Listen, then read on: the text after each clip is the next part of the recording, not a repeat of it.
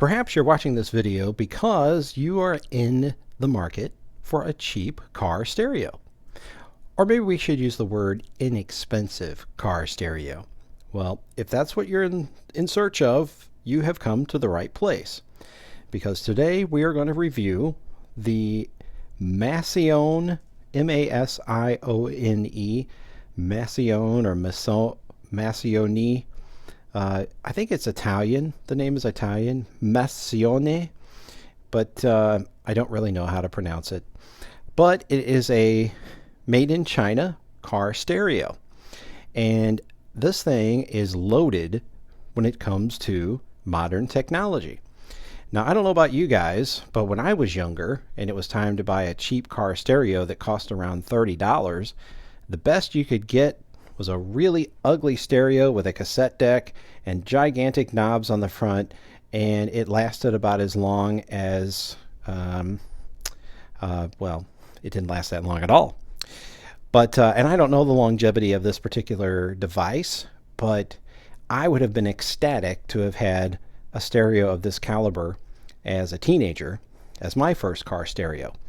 We have a lot of technologies nowadays that we didn't have back then, because back then we had CD, cassette, and the radio, and maybe mini disc if you were wealthy. But today we have MP3 players, and we have MP3, and we have Bluetooth, and we have WAV files, and this thing will play all of those. So I want to kind of go through the features of it, and you can see here I've got it connected in my home as opposed to connected to the car. So I'll be demoing this with a 12-volt power supply connected to it, and these JVC home speakers that I believe came with a portable stereo system, a bookshelf system. It's an SP UX5000 speaker, and two of those. And I really like the sound quality of these, even though they're small. They have a nice even tone to them.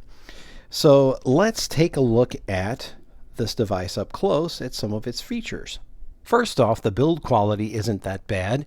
It's just as sturdy as most car stereos that I've seen. It's not, ridiculously sturdy, but it is sturdy enough. It's also very lightweight. You'll notice that one of the things that's missing is a disk drive. There is no disk drive in this, no CD, DVD, no ability to play discs on this one. So you're stuck with digital non-moving media at this point. Unless, of course, you want to hook up an external CD drive, in which case you could plug one in to that port right there. But as far as what this has, it has the ability to play USB discs, flash discs. So you have your, your Red Bull, what is this, a surfboard drive. You could plug that in right here and play some good stuff on it. So that's one thing you can do.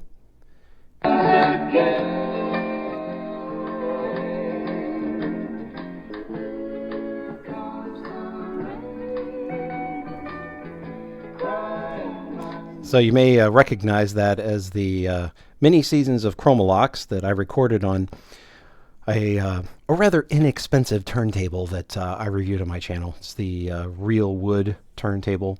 So that's one way you can play your music. You can also play it from flash SD cards, like this one here, and MMC cards as well. You may have a couple of these little MMC cards in your collection. These were introduced, I believe, by Disney, and I think it was called Hit Clips or something along those lines. It was a Disney product.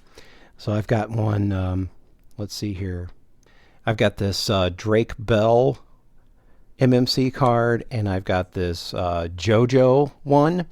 Now, these won't play on this particular machine because, I don't know why, actually, because it does say that it plays WMA files.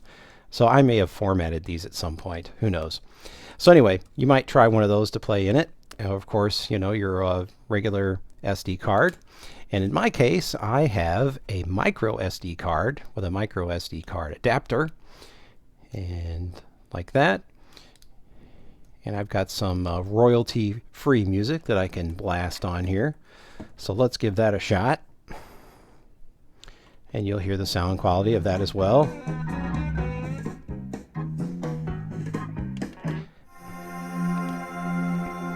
You heard this song at the beginning.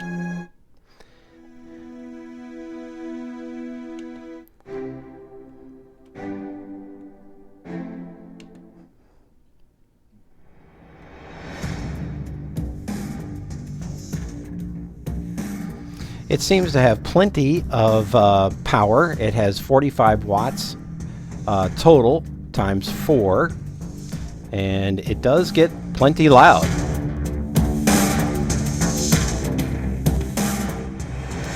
So you have a loudness button. The loudness button is down here, and this is also your EQ button. So there's different presets in here. There's EQ off, and then you have pop, rock, and classic. And again, the ability to turn that EQ setting off. To turn your loudness on and off, you would hold this button down. There's our loudness off, loudness on.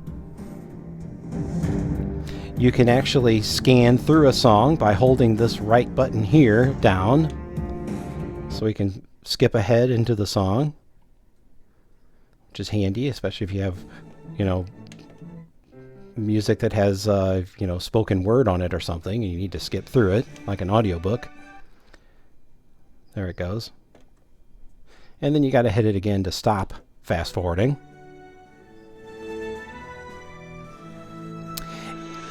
Of course, it has Bluetooth capability, as shown right here on the front, and it has ape capability, which means it will sync with any gorilla that happens to be in the area. And then you have playback for WAV, WMA, MP3, and FM. It does not have an AM radio in it, because who uses AM radios anyway, right? It will sync with your phone, but there's no indicator on here at all as to whether or not you have that pairing ability. So it's ready to pair. All you have to do is look on your phone, and it will say BT car or car Bluetooth, something like that. And you simply press it on your phone, and you are paired. I paired it with my iPhone 6 Plus, and it played very nicely. It did a good job. So this one, I've thoroughly tested everything. I connected something via the 3.5 millimeter plug here in the front. That worked fine. Played music through the USB. I played an SD memory card.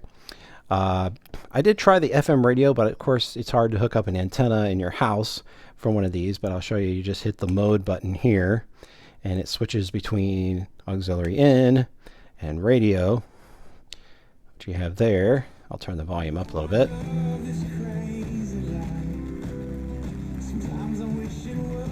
So that's my local 99.1. And it does have a little meter that flashes along to the music, but it appears to be rather random rhythmic flashing. It doesn't really seem to go with the song that you're playing. So, but it kind of gives that illusion that it does. It's got a little bit of a beat going on to it, as you can see across there. One feature I would have liked to have seen on this unit is to have the ability to dim the display, and there doesn't appear to be that capability. So you get what you get when you turn the unit on. When the unit is off, you can see that there's a clock in there depending on the light. So if the sun is hitting the stereo just right in the car, you will be able to tell the time even with the radio turned off. It does have an infrared remote control that comes with it. This is your infrared remote control, and you'll see it has a myriad of features on there that if you can't reach the radio from where you're sitting behind the wheel, or if you want to give control to somebody in the back seat, these are the functions that they can control on the unit with the remote. So a very small remote control there. When I was reading a review, somebody said that they were having trouble setting the clock, so I'll show you how easy it is to set the clock. So you hit the clock button, hold it down, it will flash the hour first, and you simply turn the knob here on the left to change your hour. To switch over to the minute, you press in on the volume control, and you can rotate that as well. And then when you're done, you just hit the clock button again, and you're done setting your time. So down here are your presets to set your presets for the FM radio.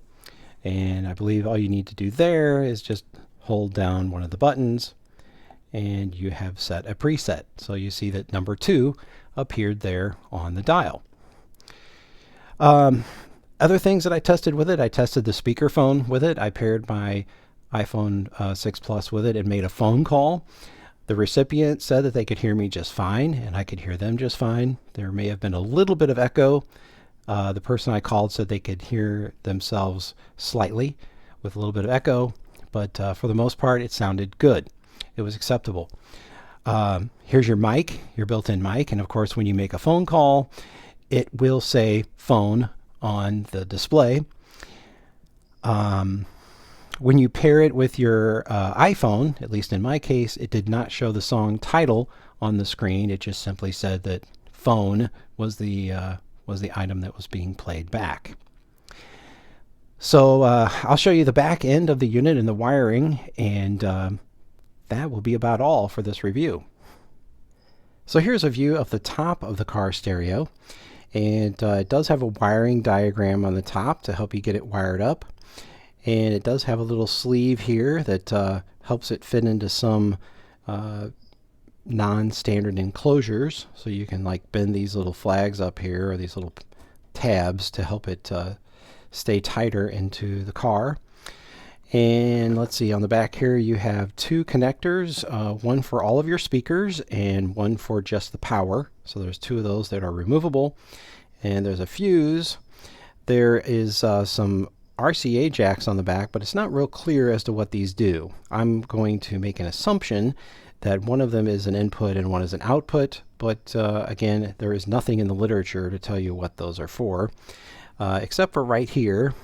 And what does it show? It shows radio antenna input, and it just shows white and red, and left audio output, right audio output.